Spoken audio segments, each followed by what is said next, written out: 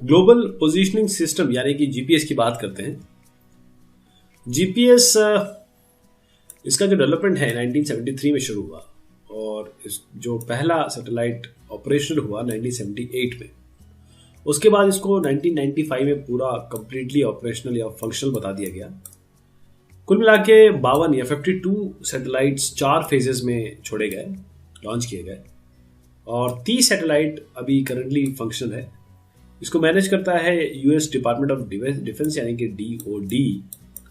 तो इसको काफी कारणों से डिफेंस के प्रकरण से इसको लॉन्च किया गया था और बनाया गया था जीपीएस को, लेकिन आज पब्लिक यूज में इसका काफी योगदान है और बहुत सारे लोग इस पे डिपेंडेंट हैं।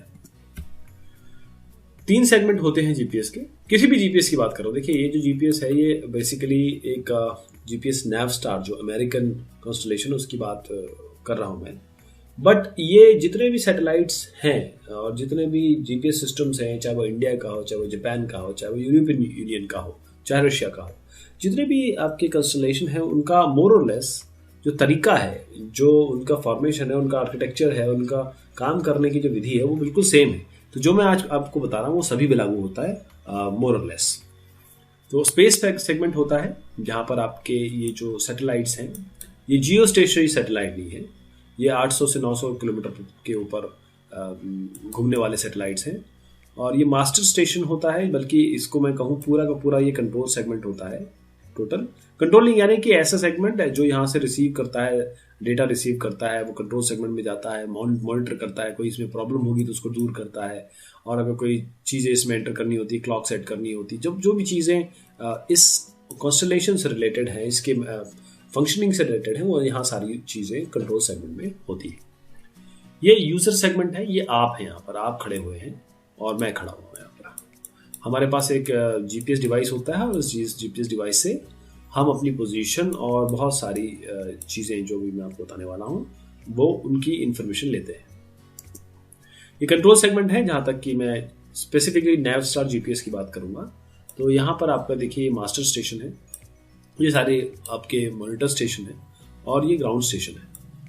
ये अलग अलग मैंने यहाँ पर इनको ये लीजेंड दिए हुए हैं। ये स्पेस सेगमेंट है जहाँ पर आपके सैटेलाइट का कॉन्स्टलेशन है। अच्छा, यूजर सेगमेंट में देखिएगा कि मैं और आप आते हैं तो हम लोग क्या क्या किन किन चीज़ों के लिए इसका उपयोग कर सकते हैं। सबसे पहले तो मिलिट्री है ही, वो तो यूज कर रही है इसे। Search and rescue, disaster surveying, civil engineers इसको जानते हैं अच्छी तरीके से क्या होता है। फिर मेरीन एरोनॉटिकल टेरेस्ट्रियल नेविगेशन के लिए, रिमोट कंट्रोल व्हीकल और रोबोट गाइडेंस के लिए, सैटेलाइट पोजीशन और ट्रैकिंग के लिए, शिपिंग के लिए ये बहुत इंपॉर्टेंट है क्योंकि मोस्ट ऑफ द अर्थ और globe is covered with water only, पानी है इसमें, तो शिपिंग में बहुत इसका उपयोग होता है। GIS, जोग्राफिकल इंफॉर्मेशन सिस्टम, ये पूरा का पूरा जो GIS है उसमें बहुत बड़ा रोल जीपीएस का भी होता है। और रिक्रिएशन, ये भी रिक्रिएशन यानी आपके फन के लिए, एंजॉयमेंट के लिए, रिफ्रेशमेंट के लिए, उसके लिए भी यूज होता है। 4 जो प्राइमरी फंक्शन है, सबसे पहले तो पोजीशन और कोऑर्डिनेट। अगर आपको अपना पोजीशन, आदमी की ये होती है कि मैं कहाँ पर हूँ, किस जगह खड़ा हूँ, कौन सी पोजीशन है, क्या लोकेशन है, ये बड़ा होता है क्योंकि अब ये मैंडेटरी हो गया है कई चीज़ों में कि आप अपना लोकेशन जाने, और कई एप्लीकेशंस में इसका यूज़ होता है। इसलिए पोजीशन कोऑर्डिनेट्स के लिए ही स्पेसिफिकली इसको छोड़ा गया था, जीपीएस को बनाया गया था। डिस्टेंस, डायरेक्शन, अगर आप एक दूसरे से दूसरी जगह जाना चाहते हैं तो उसके लिए बहुत जीपीएस का उपयोग है, इसको मैं आपको डायग्रामेटिकली भी बताऊंगा। ट्रैवल प्रोग्रेस या फिर एक्यूरेट टाइम मेजरमेंट, ये भी आपकी जीपीएस की बहुत बड़ी खासियत है। अब पोजीशन देखिए टाइम के हिसाब से कैसे होता है। अच्छा, पोजीशन कोई ऐसा नहीं होता कि डिस्टेंस से होता है, डिस्टेंस मेजरमेंट नहीं होता इसमें। डिस्टेंस मेजरमेंट तो होता है, लेकिन असली चीज़ क्या है उसको समझिएगा, बहुत इंपॉर्टेंट है। जीपीएस का मतलब ये होता है कि हाँ, मुझे अपनी पोजीशन पता चल रही है, बिल्कुल सही सोच रहे हैं आप। लेकिन बात ये है कि इसके अंदर, सैटेलाइट के अंदर ना एटॉमिक क्लॉक्स है। ये जो एटॉमिक क्लॉक्स है ना, इतनी एक्यूरेट है कि यार बिलियंस ऑफ ईयर्स में शायद माइक्रो सेकेंड्स अपना लीव करेंगी। तो ये जो एटॉमिक क्लॉक्स हैं, ये टाइम है यहाँ पर, और ये आपके पास रिसीवर है, आप यहाँ पर हैं, ये आकाश में है, और ये आप ये आकाश में है, ये यहाँ पर आप हैं। तो मान लीजिए टी टाइम पे यहाँ से सिग्नल छोड़ा गया, सिग्नल जो है T+3 पे रिसीवर ने रिसीव कर लिया। अब ये T+3 पे रिसीव किया ना, तो ये 3 है जो 3 का जो लैग आया, बस 3 times of speed of light ये डिस्टेंस हो जाएगा आपका। अब ये डिस्टेंस आपको मिल जाएगा। अब देखिएगा इस डिस्टेंस से क्या कमाल होता है, इन डिस्टेंस से आपको अपनी पोजीशन पता चलेगी। आप आपके सैटेलाइट, आपके जीपीएस से जो सैटेलाइट की डिस्टेंस है उससे आपको अपनी पोजीशन पता चलेगी। देखिएगा आप कैसे। सबसे पहले देखिए कि आप कहीं ये अगर ये एक सैटेलाइट है, आप रिसीव कर रहे हैं, किसी भी पोजीशन पर रिसीव कर सकते हैं। मैं कहता हूँ मैं अब यहाँ खड़ा हूँ, मैं यहाँ खड़ा हूँ, किसी भी जगह से कर सकता हूँ ना कि मेरे पास सिग्नल रिसीव हो रहा है। तो मुझे अभी अपनी एक्यूरेट पोजीशन नहीं पता है। हाँ, मुझे एक स्फीयर ज़रूर पता है जहाँ पर एक कंस्टलेशन, यहाँ पर एक सैटेलाइट जहाँ से मैं सिग्नल रिसीव कर सकता हूँ। यहाँ पर रहूँगा, यहाँ पर रखूँगा, यहाँ पर रहूँगा, किसी भी पॉइंट पर रहूँगा तो मुझे इस सैटेलाइट से मैं सिग्नल रिसीव करूँगा। लेकिन अभी मुझे एक्यूरेट पोजीशन नहीं पता है। अब चलिए साहब, 2 मेरे पास सैटेलाइट मैंने लॉक कर लिए, तो मुझे ये पता है कि मैं कहीं पे यहाँ पर होऊंगा, है ना। एक्चुअली ये इस तरीके से नहीं होता, ये इस तरीके से होता है, यूँ। तो आप मान लीजिए अगर आप 2 बॉल्स लें और उनको आपस में इस तरीके से एक तरीके से जज्ब कर दें, तो ये जो पोजीशन बनता है, ये जो एरिया बनता है, ये भी 3D ही बनेगा। इस पूरे एरिया में आप कहीं पर है, अभी भी क्लियर नहीं पता। लेकिन जैसे ही तीसरा आएगा, जैसे आप तीसरा लॉक करेंगे, तो ये तीसरा जैसी इंटरसेक्शन होगा, आपको यहाँ एग्जैक्ट पोजीशन पता चल जाएगी आपकी। जो एक सर्कल ऑफ एरर या फिर एक स्फीयर ऑफ एरर बन रहा था, उसमें जैसे ये तीसरा कट आएगा, आपको एग्जैक्टली ये तीनों का जो इंटरसेक्शन पॉइंट बनेगा, इन तीनों 3D क्या कहेंगे शेप का जो इंटरसेक्शन पॉइंट बनेगा, ये आपको एग्जैक्ट पोजीशन बताएगा। इसलिए ये बहुत ज़रूरी है कि आपके पास कम से कम 3 सैटेलाइट्स जो है उनका कॉन्स्टलेशन आपके जीपीएस में लॉक हो जाए। तो ये एग्जैक्टली पोजीशन आपको यहाँ बताता है, और ये करेक्ट पोजीशन है, ये नहीं है करेक्ट पोजीशन। अब चौथा देखिए, आप चौथा आ गया ना, तो आपको 3 से तो पोजीशन पता चल गई। अगर कोई भी इसमें इनएक्यूरेसी रहेगी, कोई भी थोड़ी सी इधर उधर आप रहे, तो वो चौथे से आप पता कर सकते हैं। चौथे से आप बिल्कुल इंश्योर हो सकते हैं कि आप किस पोजीशन पे हैं। तो अगर आपके पास 4 सैटेलाइट आपके लॉक हो गए आपके जीपीएस पे, अगर जीपीएस आपका 4 सैटेलाइट देख पा रहा है, तो आप समझ लीजिए आपकी एग्जैक्ट पोजीशन आपको पता चल जाएगी। अभी एग्जैक्टनेस कितनी है ये भी डिस्कशन मैं आपसे करने वाला हूँ। सिलेक्टिव अवेलेबिलिटी एक बहुत बड़ी चीज़ है। इसमें क्या होता है कि यूएस डिपार्टमेंट ऑफ डिफेंस अपने आप कुछ एरर डाल देता है जीपीएस सिग्नल्स में। तो क्या होता है कि अगर कोई रिसीव कर रहा है, कोई एनिमी रिसीव कर रहा है, तो उसको एग्जैक्ट पोजीशन ना पता चल पाए और वो यूनाइटेड स्टेट्स के अगेंस्ट ही कोई काम ना कर ले, इसीलिए सिलेक्टिव अवेलेबिलिटी होती है। खैर, इस मुद्दे में नहीं जाते हैं कि मिलिट्री क्या करती है या यूएस क्या करता है। हम इस मुद्दे पे आते हैं कि selective availability is made by themselves or penetrated or inserted by themselves or people who have made GPS, जिन्होंने बनाया है उन द्वारा एक तरीके से खुद ही इंट्रोड्यूस की जाती है, ताकि लोग जो इसे यूज कर रहे हैं उनको एग्जैक्ट अपने फिगर से पोजीशन ना पता चल पाए। ये सिलेक्टिव अवेलेबिलिटी होती है। अब सोर्सेज ऑफ एरर क्या क्या हो सकते हैं, देखिएगा ध्यान से, कितने सारे एरर्स हो सकते हैं। सबसे पहली बात तो सैटेलाइट क्लॉक्स।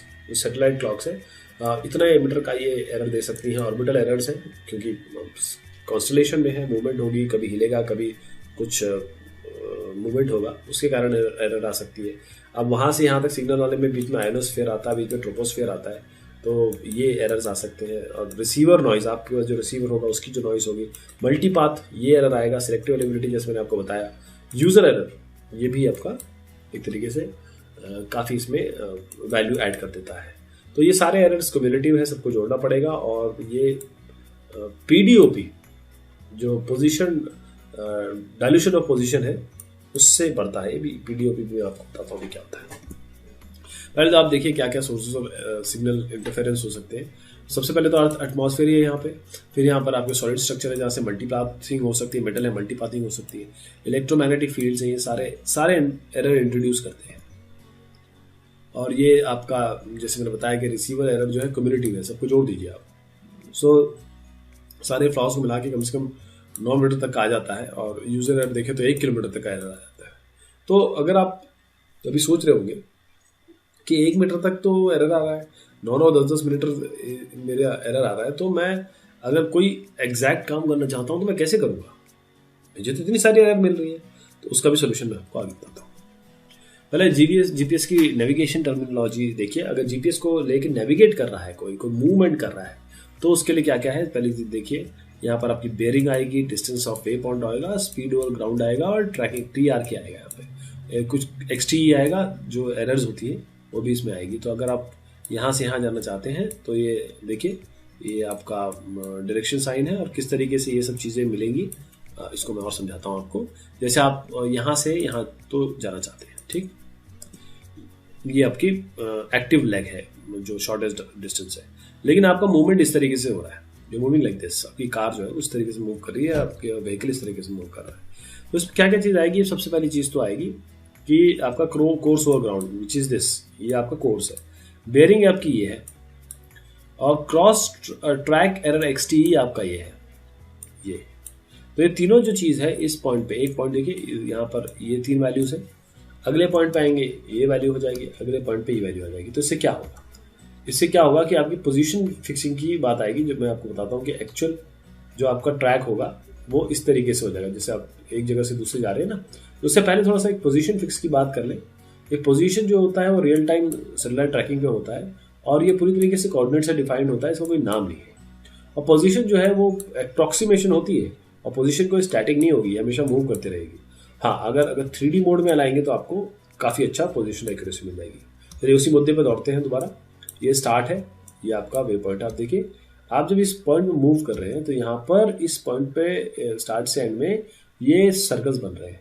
तो जो ब्लू सर्कल्स इसमें है ये पोटेंशियल सर्कल, ये वो सर्कल्स हैं पोटेंशियल जो जीपीएस एरर के कारण आ रहे हैं।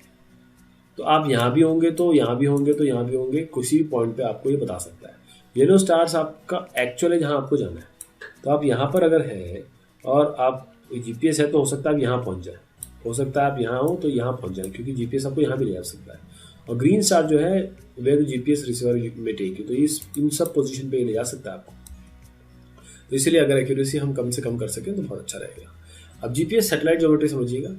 जो सैटेलाइट ज्योमेट्री है वो जीपीएस सिग्नल्स को बड़ा ज़बरदस्त अफेक्ट करती है, और साथ में जो रिसीवर है उसके ट्रायलेटरेशन, बेसिकली जो आपको मैंने जो ग्लोब 3-4 ग्लोब कंबाइन करके दिखाई कहाँ आप एग्जैक्ट पोजीशन पे आते हैं, उसे हम ट्रायलेटरेशन मेथड कहते हैं।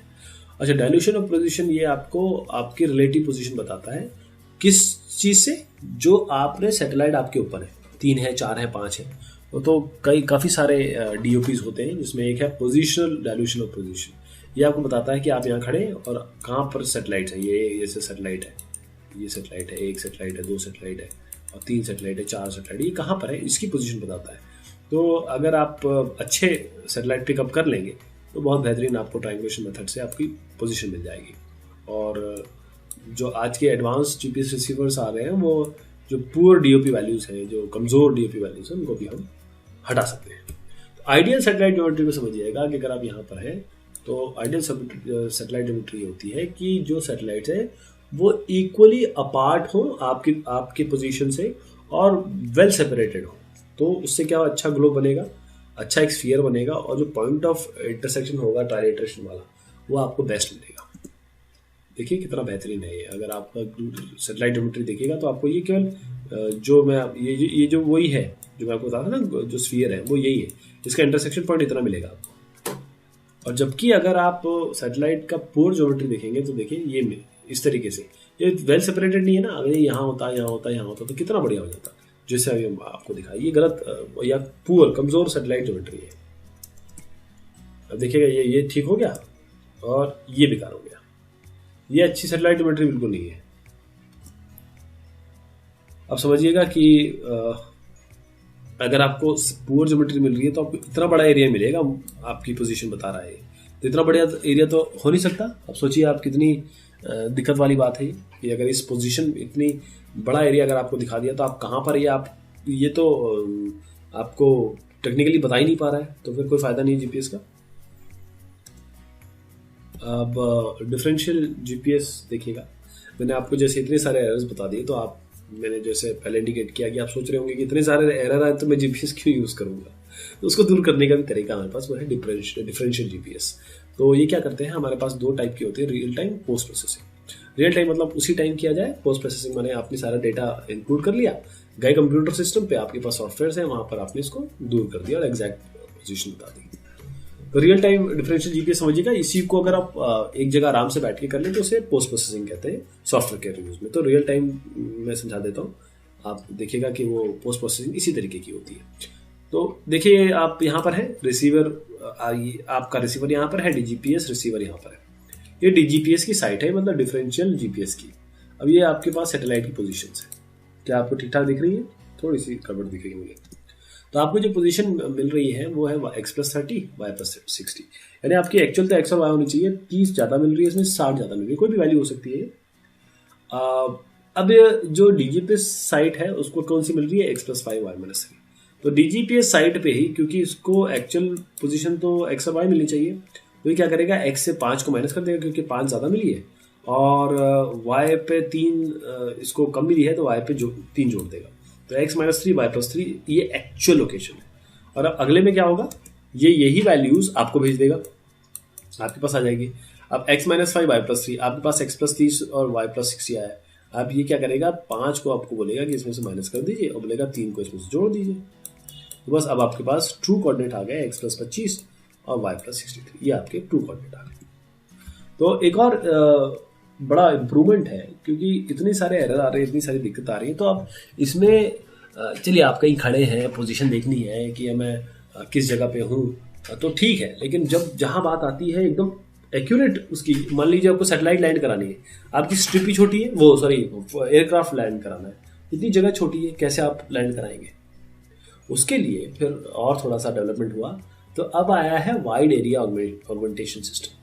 जो जियो स्टेशनरी वास्ट सैटेलाइट्स है उसको यूज़ किया गया। देखिए ये जियो स्टेशनरी नहीं है, ये जियो सिंक्रोनस है, और ये जियो स्टेशनरी सैटेलाइट्स है।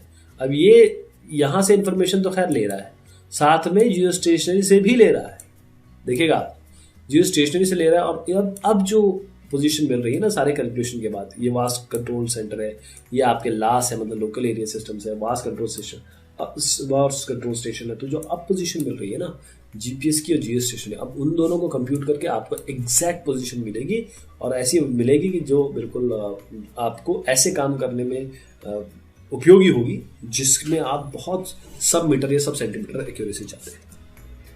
तो क्या कितना अच्छा है ये वास।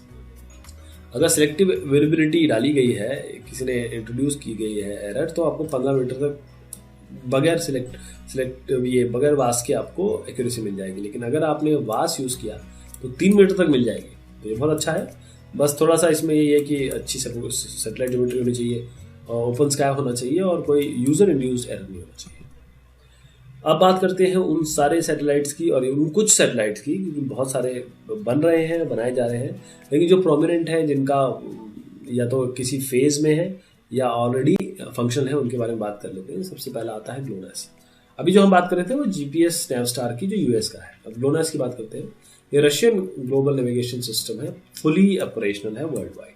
अगर आपके पास जीपीएस रिसीवर है तो उसमें आपको ग्लोनास भी मिलेगा और आपको ये जीपीएस भी मिलेगा। गैलीलियो यूरोपियन यूनियन द्वारा है, 2020 में इसको बोलते हैं कि पूरा का पूरा ऑपरेशन हो जाएगा। बिडू जो है वो आपका चाइनीज रीजनल सिस्टम है। कॉम्पास भी चाइना का है, ये 2020 में ऑपरेशन हो जाएगा। IRNSS ये है इंडियन रीजनल नेविगेशन सिस्टम, ये आपके इंडियन और आसपास के क्षेत्रों को कवर करेगा। इसको हम गगन कहते हैं। गगन का फुल फॉर्म है जीपीएस एडेड जियो augmentation navigation, GPS aided geo augmented navigation. Japanese जो है वो QZSS है, ये इनका कॉन्स्टलेशन है। तो होपफुली आपको आइडिया लग गया होगा जीपीएस के बारे में। बहुत शुक्रिया, बहुत धन्यवाद।